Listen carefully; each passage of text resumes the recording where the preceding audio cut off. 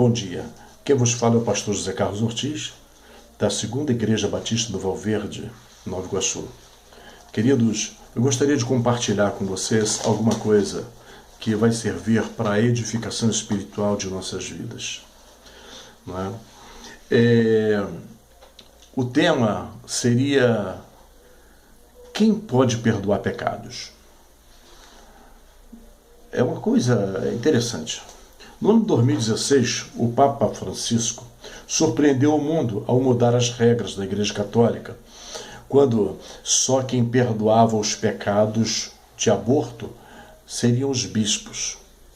E ele então resolve modificar isso aí, dando então essa autoridade de perdoar pecados do aborto aos padres, né?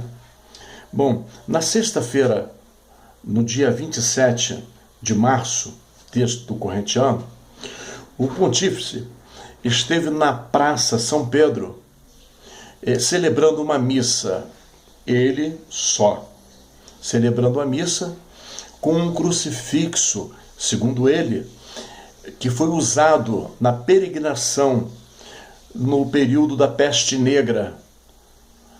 E, segundo ele, houve então o milagre de cessar a peste. Por que ele fez isso? Ele fez isso por causa da pandemia, né?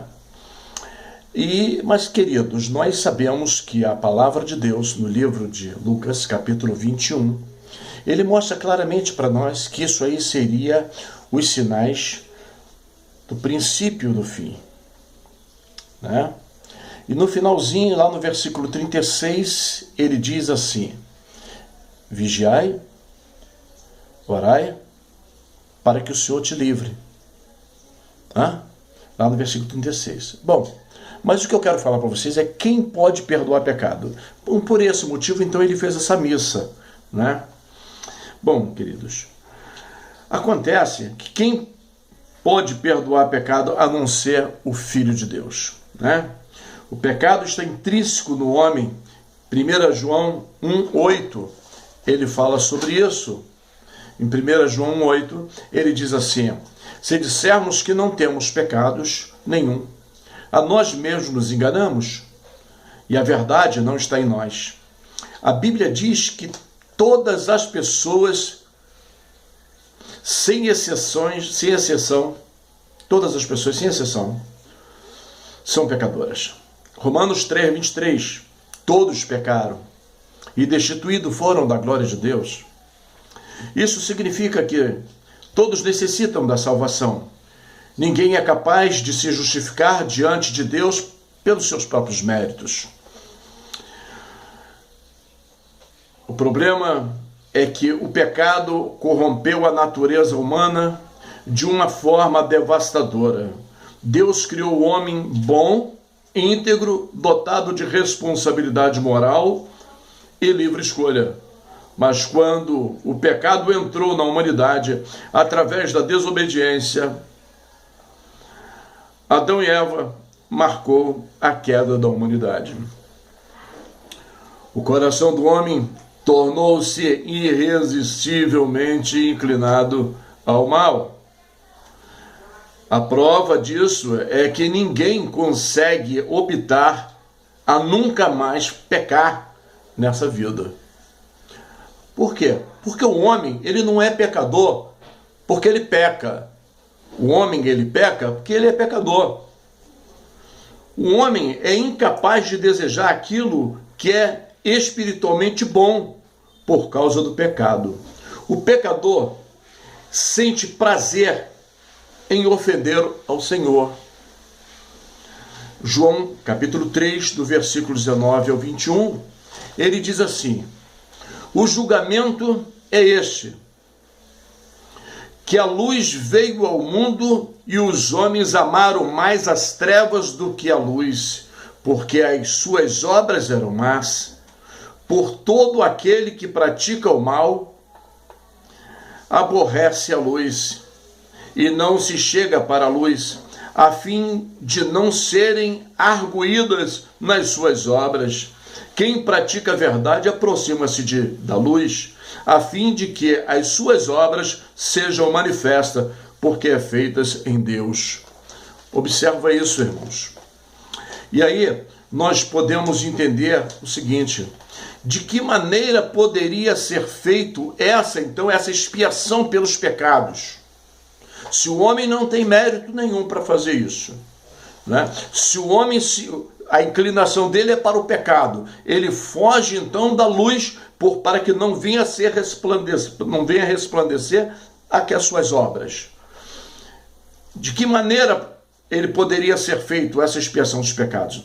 Isaías 53, do versículo 5, 6 e 7, ele diz: mas ele foi ferido por causa das nossas transgressões e moído por nossas iniquidades. O castigo que nos traz a paz estava sobre ele. Pelas suas pisaduras fomos sarados. Todos nós andávamos desgarrados como ovelhas. Cada um se desviava pelo seu próprio caminho. Mas o Senhor fez cair sobre ele a iniquidade de nós todos. Ele foi oprimido e afligido, mas não abriu a sua boca.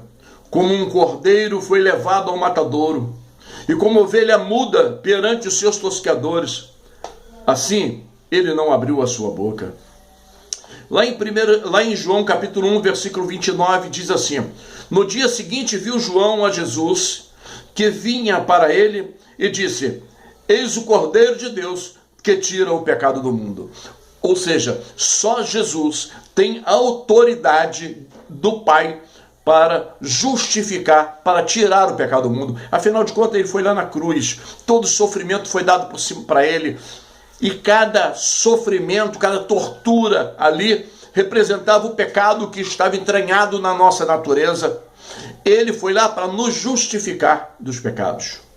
Então, como poderá o homem receber o perdão pelos seus pecados? Primeiro, precisamos crer que Jesus é o Filho de Deus, que manifestou para tirar o pecado, e nele não existe pecado.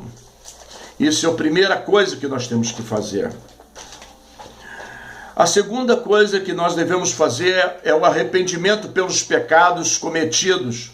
Não há como alguém ser perdoado se não se arrepender dos seus erros cometidos. O reconhecimento de que erramos nos leva ao perdão. A Bíblia diz que o único tipo de pessoa que Deus não desampara são os aquebrantados de coração. Salmo 51, 17, podemos ver isso. O sacrifício agradável a Deus são espírito aquebrantado. Não o desampararás, o Deus. Ser aquebrantado é ser arrependido. Atos capítulo 3, 19 mostra isso. Arrependei-vos, pois, e convertei-vos, para serem cancelados os vossos pecados.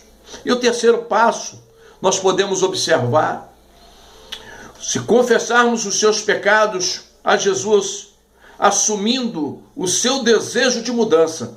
Em Provérbio 28, 13, também ele deixa registrado: o que encobre as suas transgressões jamais prospera, mas o que confessa deixa de alcançar, mas o que confessa e deixa alcançará misericórdia.